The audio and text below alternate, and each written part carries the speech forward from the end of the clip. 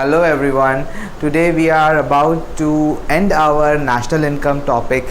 कुछ टॉपिक्स इसमें से बाकी रह गए थे, वो टॉपिक्स हम लोग कर रहे थे, ईद से पहले हमने किया था, बट ईद में थोड़ा मैं बिज़ी हो गया था, जिसकी वजह से आज ये क्लास अपलोड करने में मुझे डिले हो गया। तो ईद मुबारक सारे स्टूडेंट्स को जो मेरा वीडियो ये ईद के बाद देख रहे हैं। अब मैं आगे आज आप लोग को पढ़ाऊँगा कि हम लोगों ने जो टॉपिक्स डिस्कस करे थे फोनिक क्लास में और कुछ बच्चों को उस टॉपिक को समझने में दिक्कत आई थी, वो टॉपिक मैं आप लोगों के साथ डिस्कस करने जा रहा हूँ। पहले वो है real GDP and nominal GDP. तो पहले बात, रियल वर्सेस नॉमिनल क्या होता है, तो मैं आप लोगों को समझा दूं। रियल उस चीज़ को बोलते हैं जो एक्चुअल है, इट इज़ द रियलिटी, और नॉमिनल उस चीज़ को बोलते हैं जो सिर्फ नाम के लिए है। जो नाम के लिए होता है ना, उसे हम लोग नॉमिनल कहते हैं, जस्ट फॉर नेम सेक, इसको हम लोग बोलते हैं नॉमिनल।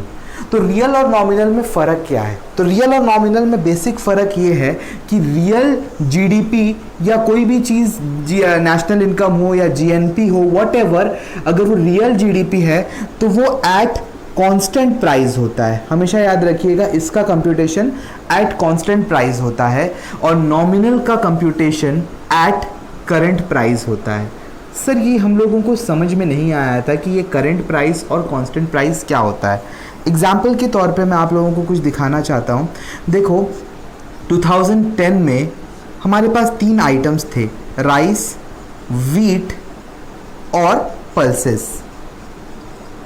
ठीक है, राइस का हमने कितना प्रोडक्शन किया था, मैं क्वांटिटी लिख रहा हूँ, ठीक है, क्वांटिटी। तो राइस का प्रोडक्शन हुआ था 30, वीट का प्रोडक्शन हुआ था 40, पल्सेस का प्रोडक्शन हुआ था 20। और 2020 में, क्योंकि 2020 में क्या हुआ कि बहुत सारी दुर्घटनाएं घटी, तो इनका प्रोडक्शन बढ़ने की जगह घट गया। कितना हो गया? राइस हो गया 20, वीट हो गया 35, पल्सेस हो गए 15। लेकिन क्या था कि प्राइस जो था 2010 का, वो कुछ इस तरीके का प्राइस था। 2010 का कैसा प्राइस था? 2010 में राइस मिलता था 25 रुपीज़ के जी, और वीट मिलता था 20 रुपीज़ के जी, पल्सेस मिलती थी 50 रुपीज़ के जी। बट 2020 में जो प्राइजेस थे वो कुछ इस तरीके के प्राइजेस थे कि राइस का दाम भी बढ़ गया था। राइस का दाम बढ़ के कितना हो गया था? राइस का दाम बढ़ के 50 रुपीज़ पर केजी हो गया था। वीट का दाम बढ़ के कितना रुपए केजी हो गया था? वीट का दाम बढ़ के हम लोग मान लेते हैं 20 से बढ़ के ये 40 रुपीज़ हो गया था, और पल्सेस जो हैं वो 80 रुपीज़ केजी हो गई थी।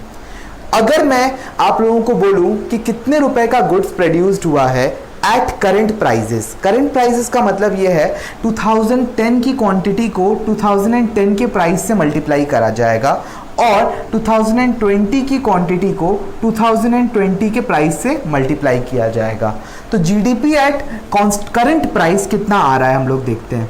जीडीपी एट करंट प्राइस हमारा आ रहा है, पहले हम लोग बेस ईयर का देख लेते हैं। बेस ईयर का जीडीपी एट करंट प्राइस कितना है? P0 Q0, यानी कि Q0 और ये P0, 25 इंटू 30 750।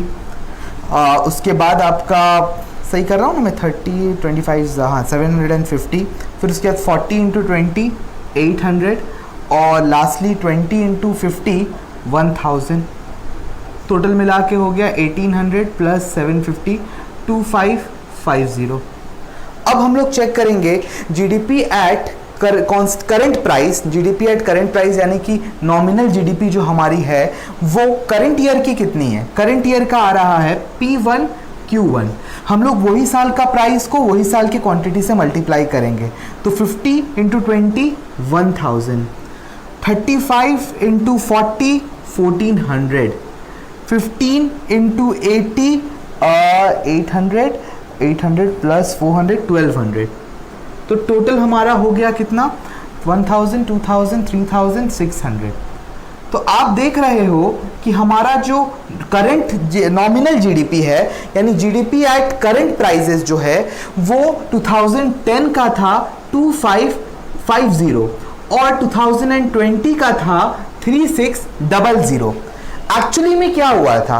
एक्चुअली में तो क्वांटिटी डिक्रीज हुई है। आप देख सकते हो 30 से 20, 40 से 35 और 20 से 15, हर चीज का क्वांटिटी डिक्रीज हुआ है, लेकिन हमारा जो जीडीपी एट करंट प्राइसेस है वो बढ़ा हुआ दिखा रहा है। सर ऐसा क्यों हुआ?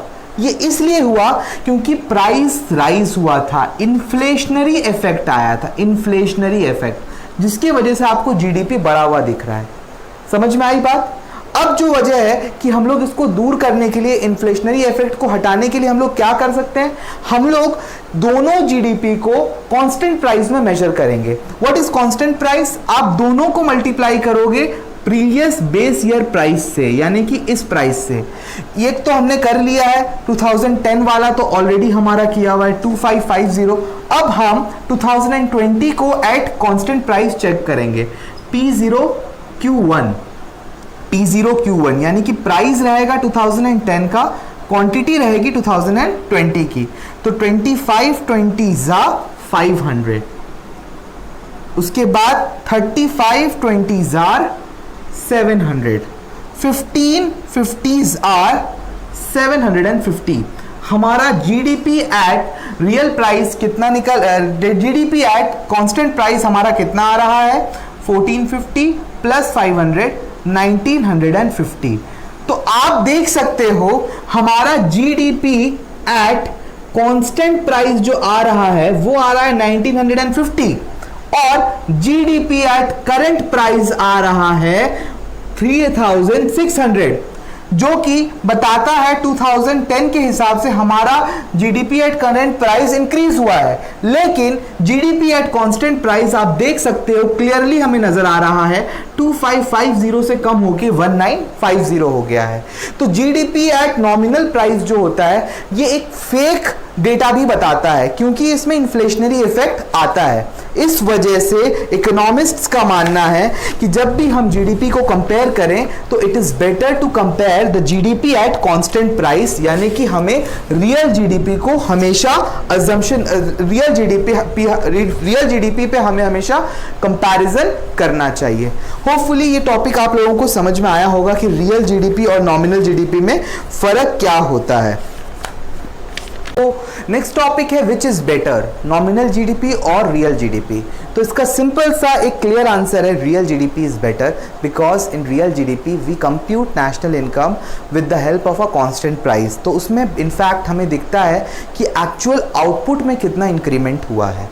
नेक्स्ट चीज है जीडीपी डिफ्लेटर। तो ये जीडीपी डिफ्लेटर क्या है? What is GDP deflator? ये भी टॉपिक मैंने आप लोगों के साथ फोनिक कन्वर्सेशन में करवाया था, बट अभी भी मैं आपको बता दूं कि जीडीपी डिफ्लेटर का मतलब होता है nominal GDP by real GDP into 100, nominal GDP by real GDP into 100। तो क्या है ये? अब एग्जाम्पल के तौर पे आप मान लीजिए, देखो नॉमिनल जीडीपी अगर इन्फ्लेशन हुआ है तो ऑब्वियसली चांसेस है कि नॉमिनल जीडीपी थोड़ा ज़्यादा हो। मैं एग्जाम्पल के तौर पे मान रहा हूँ कि नॉमिनल जीडीपी जो आ रहा है वो है 3600 और रियल जीडीपी जो आ रहा है वो आ रहा है 3000। तो हमारा जीडीपी डिफ्लेटर कितना होगा?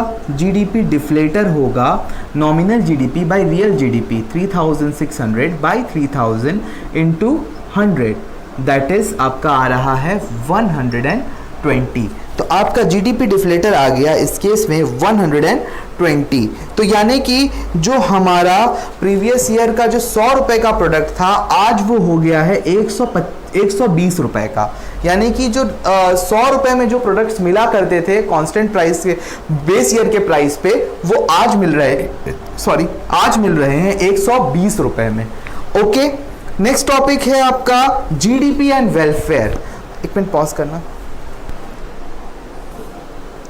तो अब जो टॉपिक है हमारा वो है ये कि क्या जीडीपी एक ट्रू इंडिकेटर है वेलफेयर का? तो कुछ लोग इसे एक पैरामीटर मानते हैं कि जीडीपी को देख के बोलते हैं कि हाँ जीडीपी देख के बता सकते हैं कि इकोनॉमी का ग्रोथ हो रहा है या नहीं हो रहा है। बट कुछ इकोनॉमिस्ट इसके खिलाफ हैं। उनका कहना है कि जीडीपी में कुछ चीज़ों को इग्नोर किया जाता है। सबसे पहला चीज़ है distribution of GDP. Distribution of GDP, GDP का मतलब है कितने रुपए का या कितना इनकम एक देश कमा रहा है।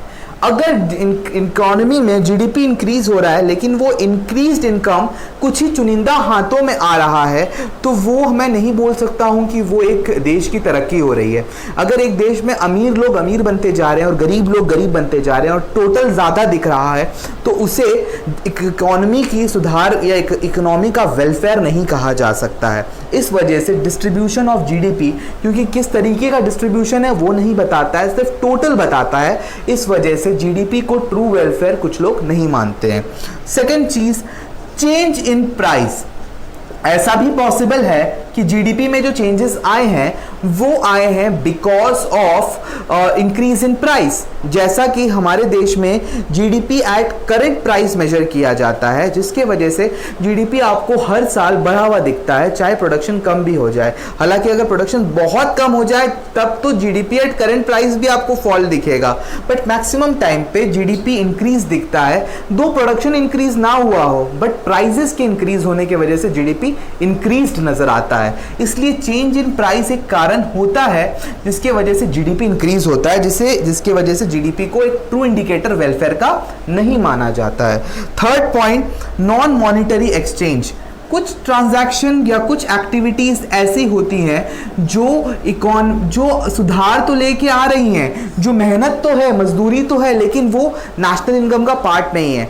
जैसे वर्क ऑफ अ हाउसवाइफ, आपकी मम्मी जो घर में काम करती है वो नेशनल इनकम का पार्ट नहीं बनता है। आप घर में जो गार्डनिंग करते हो वो नेशनल इनकम का पार्ट नहीं बनता है। आप जो अपने छोटे भाई बहनों को पढ़ा रहे हो वो नेशनल इनकम का पार्ट नहीं बनता है। इस वजह से उन एक्टिविटीज़ को नेशनल इनकम में नहीं लिया जाता है, तो बोला जाता है कि जीडीपी में ये एक्टिविटीज नहीं है, इसलिए वेलफेयर को शो बेसिकली नहीं कर रहा है। कुछ एक्सटर्नलिटीज होती हैं। एक्सटर्नलिटीज का मतलब होता है कुछ एक्सटर्नल फैक्टर्स होते हैं। तो ये एक्सटर्नल फैक्टर्स क्या हैं? ये एक्सटर्नल फैक्टर्स दो तरह के हैं। एक नेगेटिव एक्सटर्नल फैक्टर्स होते हैं और कुछ पॉजिटिव एक्सटर्नल फैक्टर्स होते हैं। देखो, आप जीडीपी में ग्रो कर रहे हो बट आप अपने एनवायरनमेंट को पॉल्यूट कर रहे हो। आप डेवलप तो हो रहे हो, आपका प्रोडक्शन तो बढ़ रहा है, बट आपकी वाइल्ड लाइफ खत्म हो रही है, आपका फॉरेस्टेशन खत्म हो रहा है, आपकी इकोनॉमी में एग्रीकल्चर खत्म हो जा रहा है क्योंकि आप डेवलपमेंट की तरफ भाग रहे हो। तो ये नेगेटिव इम्पैक्ट्स है। इसके वजह से भी जीडीपी आपको बढ़ा हुआ दिख रहा है, मगर वो जो नुकसान गए हैं, वो जो बलिदान गया है देश का, वो जीडीपी में शो नहीं किया जा रहा है। हालांकि कुछ पॉजिटिव इम्पैक्ट्स भी होते हैं। पॉजिटिव इम्पैक्ट जैसे कि use of public parks by the public for pleasure for which no payment are made by the public. देखिए, पार्क बने हैं, पार्क में लोग उसको यूज कर रहे हैं, अपने आप को गुड फील कर रहे हैं, बट वो पार्क फ्री ऑफ कॉस्ट है करके वो नेशनल इनकम का पार्ट नहीं बन रहा है। वो वेलफेयर है, वो इकोनॉमी का एक वेलफेयर है, लोगों को एक रहने की, एक बैठने की, उठने की जगह मिल रही है, बट वो पार्ट ऑफ नेशनल इनकम नहीं है। नेक्स्ट पॉइंट आता है रेट ऑफ पॉपुलेशन ग्रोथ।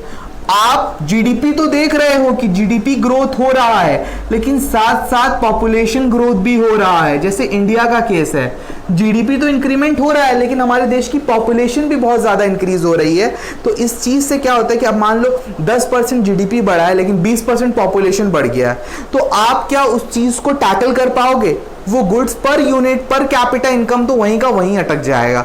इसलिए जीडीपी को एक ट्रू इंडिकेटर वेलफेयर का नहीं माना जाता है। तो सर, जब जीडीपी को ट्रू इंडिकेटर नहीं माना जाता है तो क्या उससे कोई बढ़िया कंसेप्ट है जो वेलफेयर को दिखाता है? हाँ, आज के दौर पे कुछ चीजें हैं। एक फैक्टर है जिसे कहते हैं हम लोग ग्रीन जीएनपी, यानी कि इसमें जीएनपी में से वो फैक्टर्स को माइनस किया जाता है जो पॉल्यूशन को डिग्रेड कर रहे हैं। एग्जाम्पल के तौर पे आप मान लीजिए कि आपने 1 लाख रुपए का गुड्स प्रोड्यूस किया जिसमें आपने 15,000 रुपए का एनवायरनमेंट को डैमेज किया, तो बोला जाएगा आपका ग्रीन जीएनपी जो है वो नेट है 85,000।